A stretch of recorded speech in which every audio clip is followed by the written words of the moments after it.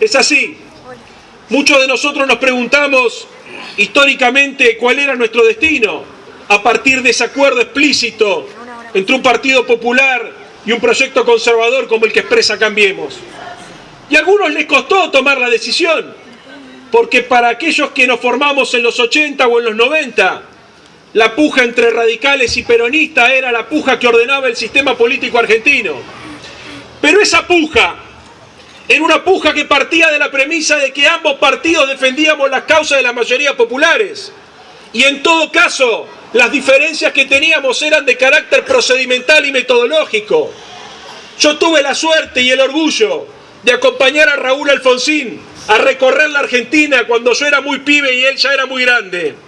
Y puedo dar testimonio de que las cosas que más lo congratulaban al presidente Alfonsín, las cosas que más lo regocijaban, era cuando venía una compañera, un compañero que se identificaba como parte del movimiento nacional justicialista y le decía: presidente Alfonsín, yo soy peronista, pero le quiero agradecer por haber recuperado la democracia para siempre.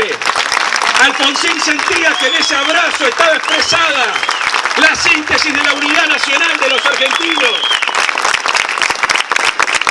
Por eso Alfonsín nos convoca en los 80 a la construcción de lo que él llamaba la convergencia democrática, el tercer movimiento histórico, porque entendía que la disputa entre el radicalismo y el peronismo se había planteado siempre por contradicciones secundarias.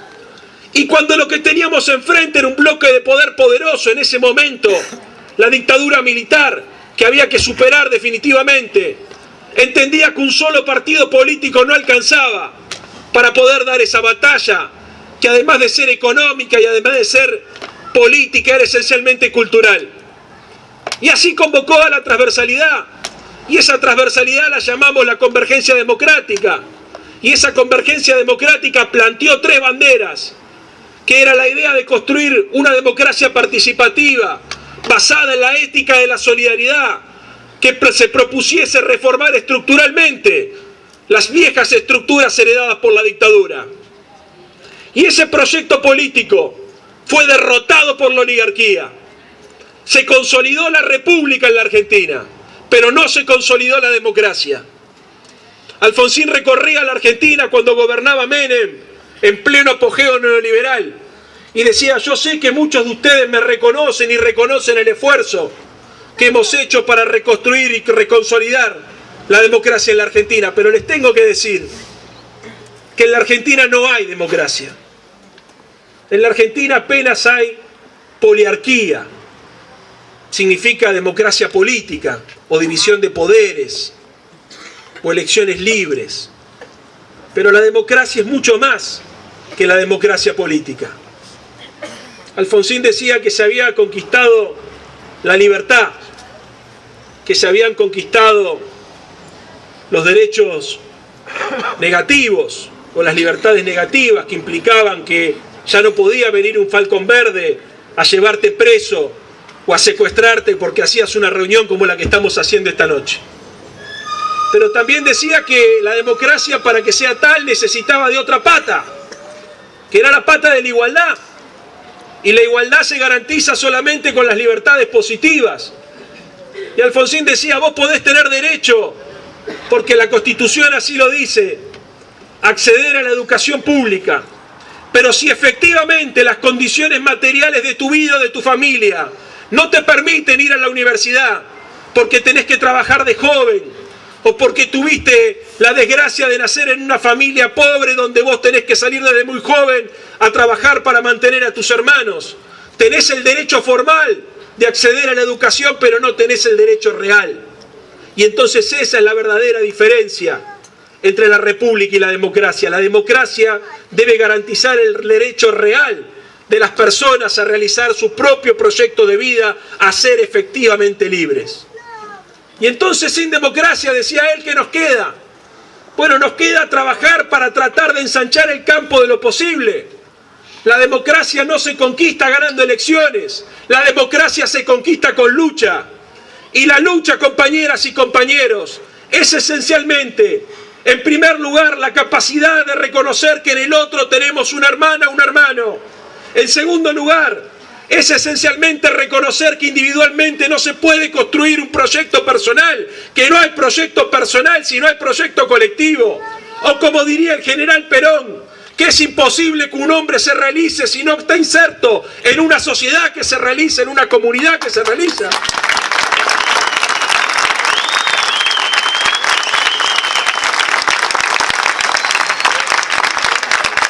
Y el proyecto de Raúl quedó inconcluso.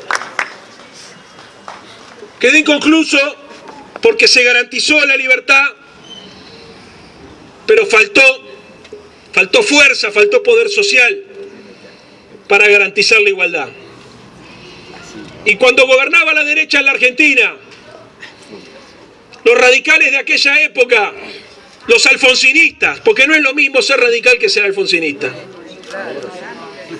Los alfonsinistas de aquella época supimos sufrir la estigmatización de quienes, cansados de perder elecciones, empezaron a menemizar.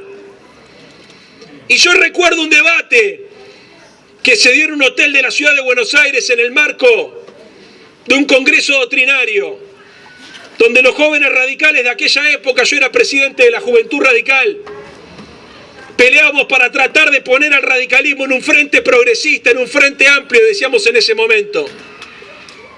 Y peleábamos contra un sector que decía que había que dejar de perder elecciones, comprar definitivamente la ideología hegemónica en el mundo y girar definitivamente a la derecha. Y recuerdo esa noche, cuando el que hoy es gobernador de la provincia de Jujuy, Gerardo Morales, al lado de Ángel Rosas, salió a defender el giro a la derecha del radicalismo, diciendo que el radicalismo se tenía que modernizar. Me siento orgulloso de la pelea que di aquella noche, cuando con un conjunto de compañeras y de compañeros le dijimos a la burocracia partidaria que el radicalismo estaba representado por las ideas de Raúl Alfonsín y no de la burocracia que conducía el Comité Nacional. Y hablamos de una derecha boba, una derecha que se definía como derecha, básicamente porque había encontrado su lugar en el mundo, entendiendo que tenían que representar el antiperonismo.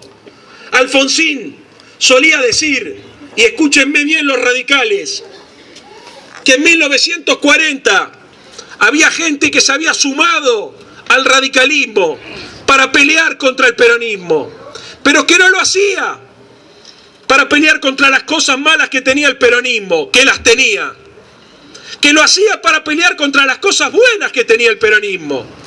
Entonces Raúl decía, el radicalismo se ha infiltrado de conservadores, porque eligieron el radicalismo como una herramienta para pelear contra la justicia social, la soberanía política y la independencia económica.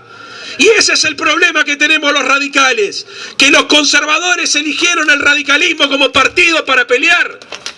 Y nos decían los jóvenes, la única solución que tenemos, los que además de ser radicales somos progresistas, decía en su momento, es entender que la solución de los problemas de los argentinos y de las argentinas no es a partir de un solo espacio político. Hay que confluir con aquellas personas que tal vez viniendo de procedencias distintas coinciden en un marco común ideológico. Hay que confluir con los compañeros del peronismo que tienen un proyecto nacional. Hay que confluir con los compañeros de la izquierda que han aceptado la democracia como forma de vida. Y hay que salir juntos a pelear contra la derecha oligárquica, porque si no lo que va a pasar es lo que estamos viviendo hoy. Va a pasar que van a ir por el empleo, va a pasar que van a ir por el salario, va a pasar que van a ir por las libertades públicas.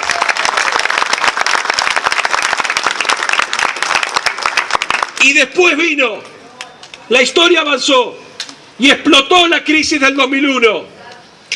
Y apareció un tipo que venía del sur de nuestra patria, que muchos de nosotros comprendimos tarde. Inclusive tendría que decir que muchos de nosotros no le creímos. Y vino a plantear la necesidad de construir una nueva transversalidad y de dar por superadas las dicotomías antiguas que explicaban la división de la política entre radicales y peronistas. Y convocó a los argentinos a construir una nueva fuerza política. Y esa fuerza política se tenía que construir sobre la premisa de que las peleas que damos en la Argentina tenían una raigambre común en América Latina. Y mientras trataba de construir la herramienta de la transversalidad, también se acercaba a proyectos populares y nacionales de América Latina. Y es así como todos juntos también logramos decirle que no al ALCA en Mar del Plata, de la mano del comandante Chávez y de la mano de Evo Morales y de la mano de todos los militantes políticos del campo nacional. ¿Y qué estaba siempre? ¿Qué estaba siempre atrás de la cabeza de estos estadistas?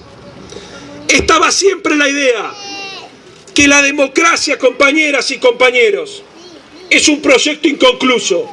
La democracia no se conquista de una vez y para siempre. La democracia se tiene que pelear todos los días. Y para pelear por vivir en una sociedad verdaderamente democrática, verdaderamente igualitaria, tenemos que asumir que solo no podemos, porque la democracia tiene poco poder. El poder político es poco poder. Y partía de la premisa también que el poder real en América Latina y en Argentina en particular es un poder no democrático. Partió de la premisa que aquellas personas que de verdad manejan los hilos del poder en general suelen ser invisibles, en general suelen ser no conocidas. Y partía de la premisa que para derrotar a las corporaciones y para poder construir una sociedad de iguales, se necesitaba empoderar a la democracia, y para eso era fundamental, y tal vez esto sea el aporte más importante del kirchnerismo para la democracia moderna. Era fundamental que cientos de miles de pibas y de pibes se sumaran a la participación política. Alfonsín y Néstor Kirchner tenían claro que había que defender la política en la Argentina.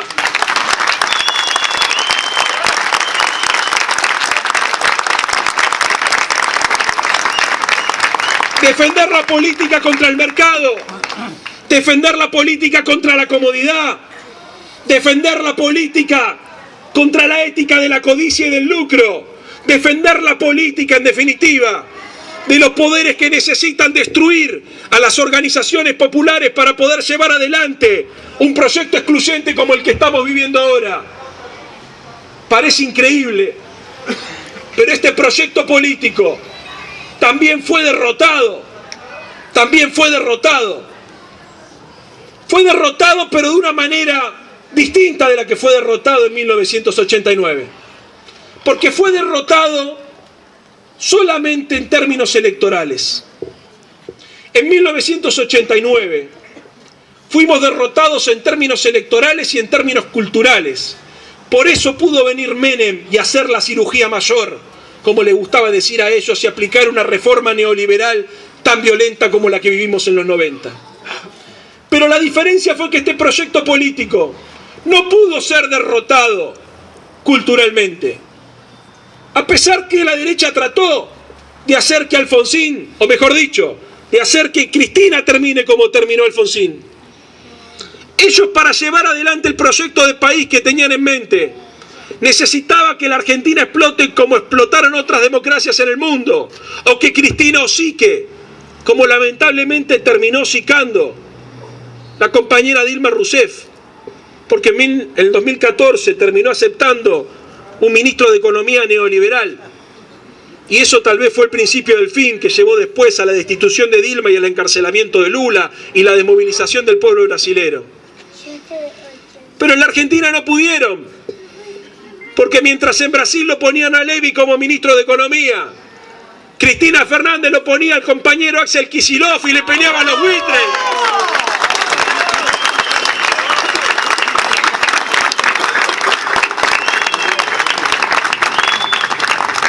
Y se enfrentó con los poderes reales, que ni siquiera operan en América Latina, que operan en el mundo. Y perdimos la elección por muy poco. Y ellos también ganaron por muy poco. Y trataron entonces de aplicar un proyecto económico y social, sin haber logrado lo que lograron hacer con Alfonsín. Ellos no lograron vaciar las unidades básicas como sí lograron vaciar los comités radicales. Y ese es el problema que hoy está planteado en la Argentina.